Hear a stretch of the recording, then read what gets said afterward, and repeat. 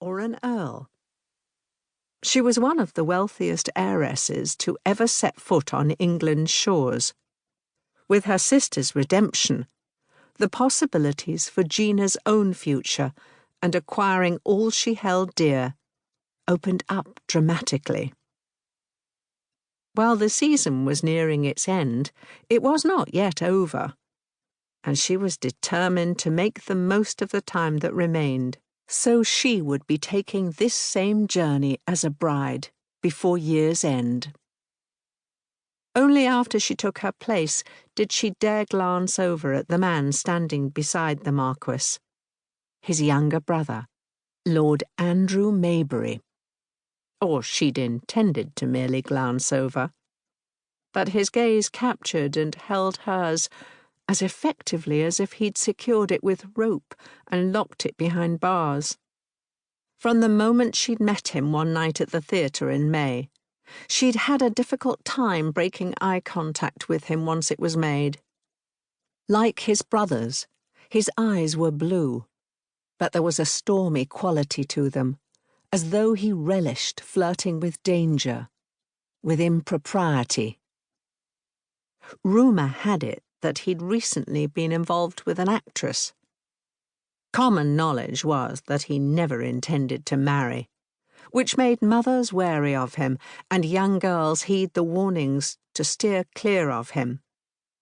Not that she needed any warnings. He made her insides feel funny, her skin warm, her toes curl, her nerve endings tingle, and all of that was with a few feet separating them. Besides, she had her heart set on marrying a titled gentleman.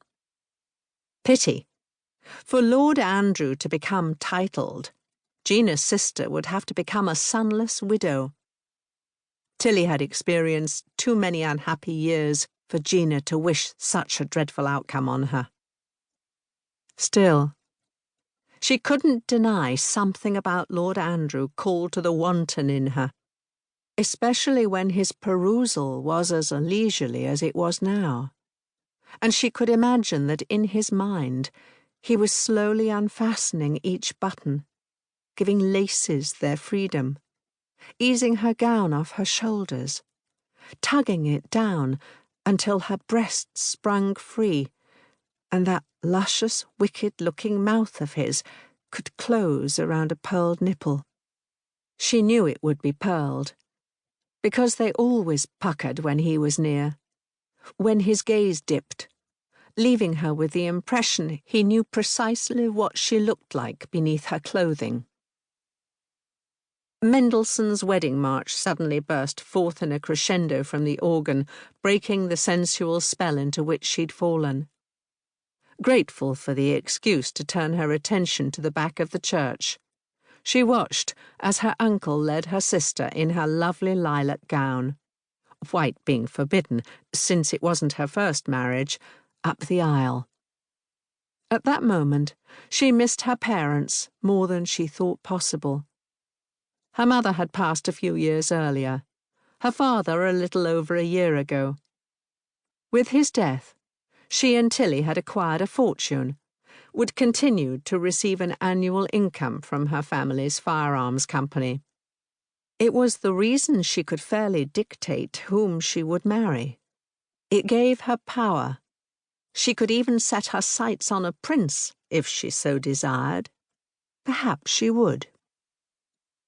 Tilly was marrying a marquess who would one day inherit a dukedom. Her sister would become a duchess. Gina thought it would be grand to acquire that rank as well. Sister duchesses, what fun that would be. Although, truth be told, she'd settle for a pauper if he caused her to radiate as much happiness as Tilly did now, gliding toward her. Her sister deserved this joy. Her first marriage had resulted in a scandalous divorce that had seen her tossed out on her ear by the aristocracy. Gina had no doubt this marriage would last until the end of time. The love with which Rexton gazed at his bride as she took her place beside him no doubt had every woman with